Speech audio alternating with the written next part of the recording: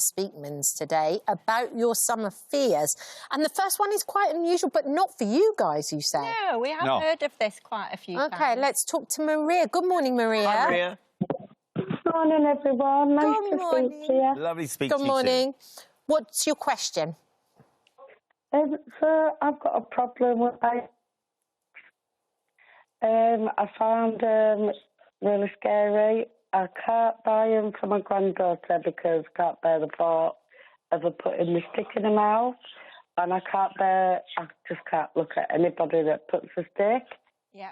So we're talking here about lolly sticks, and surprisingly, it is quite a common issue, and I think it's the difference in texture from eating a nice lolly, then suddenly getting this hard stick, and that's what usually causes it. Yeah, the other one, by the way, just to think about, because it's always good if you can kind of work it back and understand how you started to be hypersensitive to these lollipop sticks. Another one is when we're little and we're playing in the bath, and maybe our parents give us like utensils to play with, and we have a wooden spoon and it gets quite wet, and then we have crinkly fingers, and it's that feeling, that texture that then kind of feels really odd. So one of those is the most common usually. So a great way to help you overcome this, because this is all about textures, what you can do is actually confuse your brain with like a sensory disruption. What I mean by that is, what I would like you to do, and you need to do this with someone, and obviously you get the lolly sticks, the things, or it could be wooden spoons, whatever it is that you're frightened of, and then what I'd like you to do is put your feet on a really fluffy rug or a fair rug or something that's an entirely different texture, and notice how you feel that texture on your feet, and then get someone to pass you the lolly stick, and whilst you're focusing on the texture on your feet, and it causes a disruption in your mind. Bare feet is the way forward, and it really, just a little bit at a time, like Nick said, get someone to do it with you. But it's quite amazing, really, how when our feet and we're putting our toes into, and we're sensing that, how suddenly the lolly sticks don't usually feel quite as bad. When we've actually tried this process with people, they've then said that the lolly stick felt like fur. Yeah, which is really interesting. So I love that. Bit of a disruption. Maria, have you got a bird in the room with you somewhere? Someone's doing some whisper-sing. I've got my little parrot, sorry. What's your parrot's name? Coco. I thought it was Julia starting back up again. I thought it was Julia. Well, it was lovely to have the parrot join in as well. Give that a go. Try and disrupt the feeling. It sounds like it could be just the thing you need as well. And thanks for calling in. Thanks, Maria and Coco. Right, let's speak to Stuart. Hi there, Stuart. Hi. Good to speak to you this morning. Now, your wife has a fear which is obviously really awful for the summer and the spring, isn't it? Talk to the Speakmans about it. Yeah, she's petrified of bees and wasps. Now, it's been as long as I've been with her, and our oldest son's 21. She's that petrified of him that when he was about 6 months old, we were crossing a road and a wasp flew towards her, and she ran off. First time I've ever seen her run. She sprinted up the road and left our son in the middle of the road. I was right behind it, like to bring him onto the path. But yeah, she's petrified. On Friday, I was picking the kids up from school, my son up from school, and got a phone call to come home because there's a wasp in the house. Wow. Right, Stuart. So obviously this sounds something serious. We need to find an answer to this. So the first thing is to understand is that no one is born with a fear of bees or wasps. So it's a learned behaviour, and what's happened is that your wife has learned to fear them. So the first thing is, looking back, how did that happen? With bees and wasps, quite often the most common thing is being stung by a wasp early on in your life. So that gives you the fear that wasps equal pain, basically. So what I would like you to do with your wife is to create a fears versus facts list.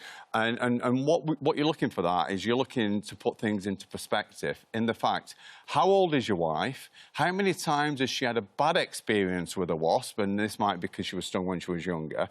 and, you know, what are wasps doing and how, you know, it's not like they're chasing her, and just putting things into perspective. Yeah, that can help, as can, like Nick said, obviously, yes, maybe being stung as a child might be one origin, but equally, quite often it's the reaction of others that we see as children as well. So understanding, actually, I'm fearing them because I saw a reaction in one of my friends or a family member, so that can help as well with the fears versus facts. Also, if you literally look at the benefits of bees and wasps, they are colossal. You know, we really need bees and wasps for us, for our food and vegetables and cross-pollination, etc. So sort of starting to tip the scales. And do you have any pets at all, Stuart?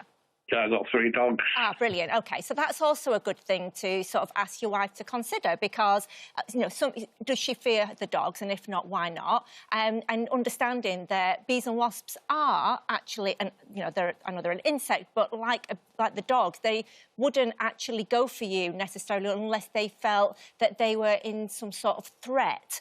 So they're not actually, because I think when somebody has an issue with bees and wasps, they always say, oh, you know, it feels like they're chasing me. It's not. It's just that we're super aware of them when we don't like them.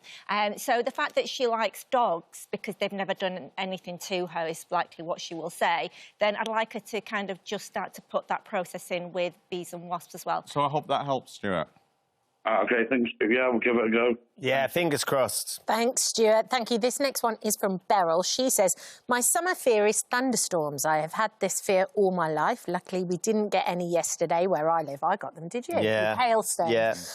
However, it stoked up my fears after seeing the forecast. Yeah. What can she do, Eva? Yeah, so a great thing to do is literally a lot of distractions, first of all. So sort of the sound, you know, the headphones that you can have that sort of take all sound away, music, etc. All that really helps.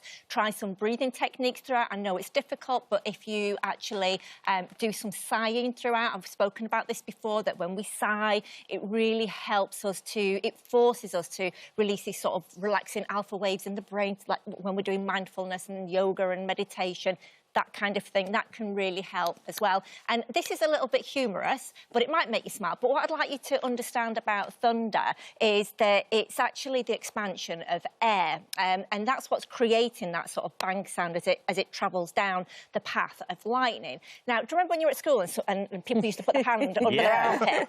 And they used to, I can't do it, but you know, they used to do this and they sort of like made noises and everybody thought that was hilarious. I kind of want you to think about it as a little bit like that because that's kind of what it is. It's air. So literally, as you're thinking about it, you do this. If that made you smile when you were a kid, that can also help to change your emotion in regards to thunder.